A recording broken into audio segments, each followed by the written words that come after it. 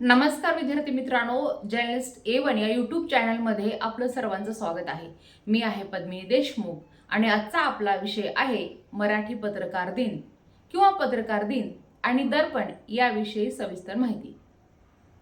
तर 6 जानेवारी 1832 रोजी आचार्य दर्पणकार बाळशास्त्री जांभेकरांनी मराठीतील पहिलं वृत्तपत्र दर्पण या नावाने सुरू केलं।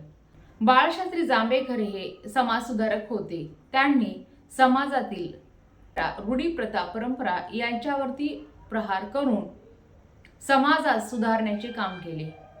दर्पणच्या माध्यमातून महाराष्ट्रातील संपूर्ण लोकांचे प्रश्न, अडीअडचणी, परिस्थिती ही ब्रिटिश गव्हर्नमेंटला कळवण्यात येत असे।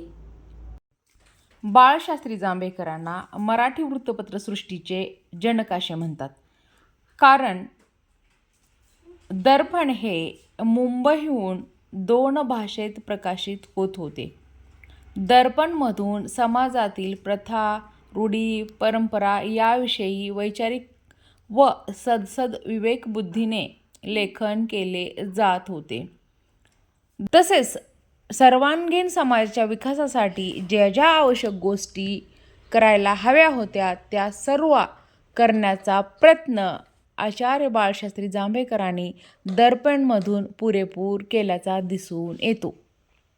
दर्पणचा स्मृती दिन म्हणून मराठी पत्रकार दिन हा साजरा केला जातो। आत्ताच आपण महाराष्ट्रामध्ये मराठी पत्रकार दिन का साजरा केला जातो याविषयी सविस्तर माहिती घेतलेली आहे। तसेच आपण सविस्तरपणे दर्पण विषयी सुद्धा माहिती जाणून घेतलेली आहे। इकडे तिकडे पाहत रहा, चर्चा करीत रहा, प्रचंड वाचत रहा आणि खूप लिहित रहा। अशाच नवनवीन व्हिडिओसाठी आपला जर्नलिस्ट A1 हा यूट्यूब चॅनल नक्की सबस्क्राईब करा। थँक्यू।